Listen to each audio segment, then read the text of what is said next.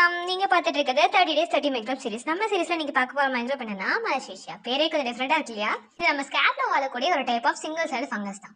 நம்ம ஸ்கேல்ப்ல இருக்கக்கூடிய oil, sebum மாதிரியான கண்டென்ட்ஸ் எல்லாம் சாப்பிட்டுட்டு ஒரு இம்பாக்டா பை ப்ராடக்ட் ப்ரொடியூஸ் பண்ணுது. அது என்ன பண்ணும்னா அந்த பை ப்ராடக்டோட பேர் வந்து ஒலிக் ஆசிட். அந்த பை ப்ராடக்ட் என்ன பண்ணும்னா நம்மளோட ஸ்கின் செல்ஸோட ரொம்ப சீக்கிரமாக ரியாக்ட் ஆகும். அண்ட் சம் பீப்புள்ஸ் அது வந்து அதுக்கெல்லாம் சென்சிட்டிவாக இருப்பாங்க. அதனால என்ன நடக்கும்னா செல்ஸ் எல்லாம் ரொம்ப சீக்கிரமாகவே ரினியூ ஆக ஆரம்பிச்சிடும். அதோட இம்பாக்டா நமக்கு வந்து டெட் செல்ஸோட கண்டென்ட் ஜாஸ்தியாகி அந்த டெட் செல்ஸ் எல்லாமே ஸ்கேல்ப்ல ஃபிளேக்ஸா பேட்சா ஃபார்ம் ஆக ஆரம்பிச்சிடும். அதுதான் டேண்ட்ரஃபா மாறுது. அண்ட் இது மட்டும் இல்லாம நம்மளோட ஸ்கின்லயும் இந்த ஃபங்கஸால சர்வைவ் ஆக முடியும். அண்ட் நிறைய ஸ்கின் டிசீஸ் லைக் எக்ஸிமாலாம் கூட வருதுன்னு சொல்றாங்க.